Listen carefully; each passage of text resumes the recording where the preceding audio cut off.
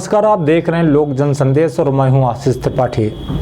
उत्तर प्रदेश विधानसभा चुनाव में योगी आदित्यनाथ सरकार द्वारा पिछले कार्यकाल में की गई भू माफियाओं के खिलाफ कार्रवाई काफी चर्चा में रही। सरकार की कार्रवाई का नतीजा रहा कि योगी आदित्यनाथ को जनता ने बुलडोजर बाबा कह के संबोधित किया। योगी आदित्यनाथ की सरकार ने पिछले 5 वर्षों में भू माफियाओं की कमर तोड़ने के लिए खूब कार्रवाई की। अब जब उत्तर प्रदेश में फिर से भारतीय जनता पार्टी सरकार बन चुकी है, योगी आदित्यनाथ ने मुख्यमंत्री के तौर पर शपथ ले चुके हैं, तो एक बार फिर से सरकार भू माफियाओं के खिलाफ कार्रवाई का मन बना चुकी है।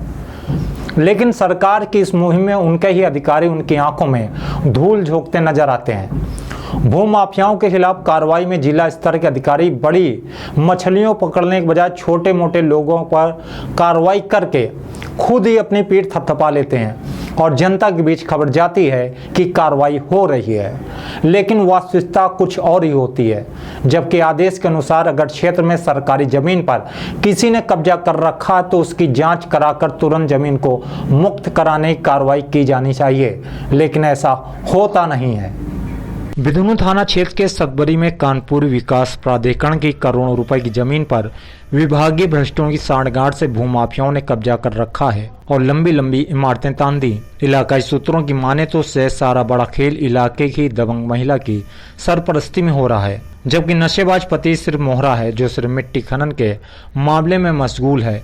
क्षेत्र में वर्चस्व बनाने के लिए महिला अपने खिलाफ खड़े होने वालों को किसी न किसी मामले में फंसा देती है, क्योंकि इसके पास असामाजिक तत्वों से लेकर केडीए के रसूखदार बाबू से लेकर हर तरह के लोगों का आना जाना बना रहता है, जो उनके भ्रष्टों से सांठगांठ करके बंजर जमीनों पर फर्जी वसीयत तैयार करके अपने करीबियों व रिश्तेदारों को प्लाटिंग करके बेचने लगे, जिससे उसका इलाके में एक रुतबा हो गया। महिला के आने वाले रसूखदारों की तादाद भी बढ़ने लगी, जिससे उसके व उसके पति के काम में कोई बोलने की हिम्मत नहीं जुटा पाता।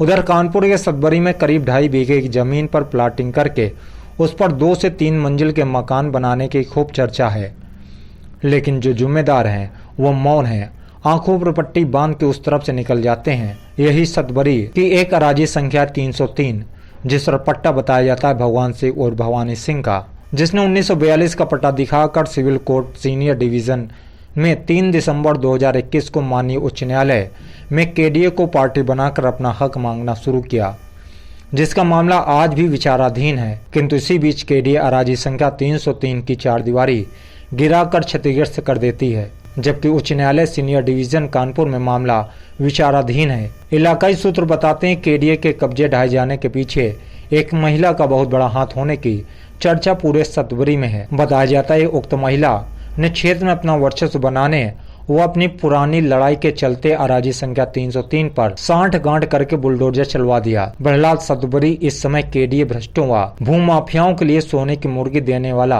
अंडा बनी हुई है, जिससे केडीए के करोड़ों अरबों की जमीन हाथ से निकल रही है। आखिर में सवाल यह उठता है कि अराजी संख्या 303 के अगल बगल वाली अराजियों पर केडीए के बुलडोजर ने रहम क्यों किया, जबकि यह जमीन करोड़ों अरबों रुपए की है। क्या केडीए मानती है कि जिन मकानों पर रिहाइश है क्या वह असली उन्हीं भूस्वामियों की है? चर्चा तो यहाँ तक है कि कबाड़ियों ने यहाँ की एक बड़ी जमीन पर अपना कबाड़ का कारोबार जमा रखा है। इस तरह और भी कब्जे हैं, इसका किराया और टैक्स किन हाथों में जा रहा है, यह भी एक बड़ा सवाल है। अब यह भी नजरअंदाज नहीं किया जा सकता कि केडीए के इस जोन के अधिकारियों संज्ञान में यह मामला नहीं है, क्योंकि उन्हीं के आदेश पर अराजी संख्या 303 पर बुलडोजर चला दिया